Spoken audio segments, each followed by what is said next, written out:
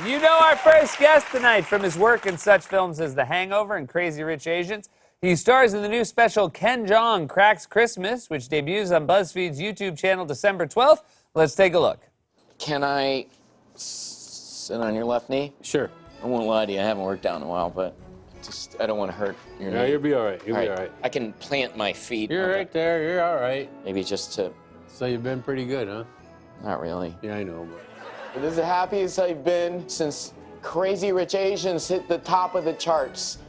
Please welcome back to the show, Ken Jeong, everybody.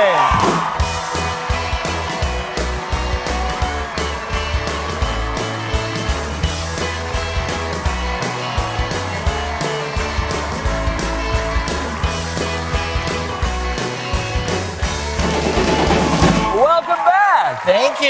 It's wonderful to have you here. Wonderful to be back. So was that a Santa school you were at? That was Okay. a Santa school in Midland, Michigan, and it's 500 Santa students learning like in-depth character analysis about being Santa Claus. No joke. It's almost like, it is kind of like watching Ed Norton dissect a character in a play or something. And this is, Yeah. I'm assuming, to then be a Santa at a mall. Santa, yes, Yeah. yeah. These are at like level 1 mall level Santas.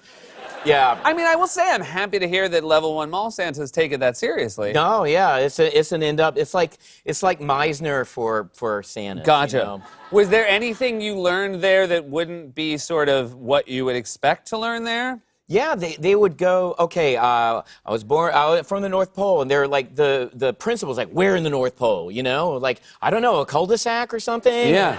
You know, and then, like my wife's, how long have you been married to Mrs. Claus? I mean, all these little things that none of these kids would ever give a crap about. Yeah.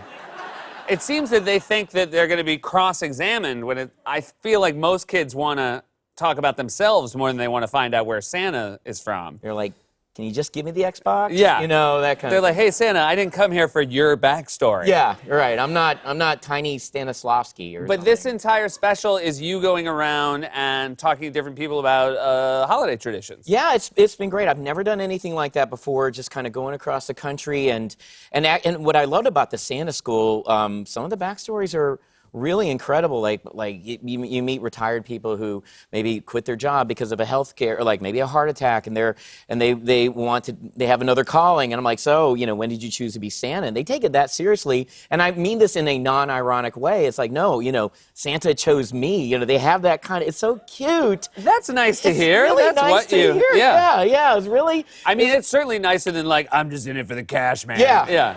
Yeah. 2 words: booze and chicks. Yeah. Yeah. What percentage of them have the real beard, and how many are fake beards? Do you see a lot of real? 100%. I saw 100 were real. real beards. Wow, Yeah, this is seriously. like the Harvard of Santa schools. Yeah, it's Harvard. Yeah. That's Yeah. great. It's pretty amazing. You mentioned in the clip as well, and I want to congratulate you, Crazy Rich Asians. Thank you. Thank you. I can only imagine how it must have been so exciting to film, and then the reaction to it and the success of it must just be an incredible postscript. It's the only movie I've ever been a part of. Usually when you do like Hollywood studio movies, like what's in it for me? How do I get next level? And this is the only movie I've ever done where I'm happier for my cast and my friends on the movie, and also for the Asian American community in general, because I have so many friends Asian American friends, way more talented than me, who are filmmakers, writers, directors. They're getting their projects greenlit in Hollywood, that have predominantly Asian American casts, and now they're seeing that it's financially feasible to do this. I've never seen anything like this in my career, and now that I have 2 daughters, 11-year-old daughters, and they have these amazing role models like Awkwafina and Gemma Chan and Constance Wu and Michelle Yeoh. To me, it's been such a game changer for our community, and just because it actually transcended our community. Well, congratulations. It really was something, and it was great to watch.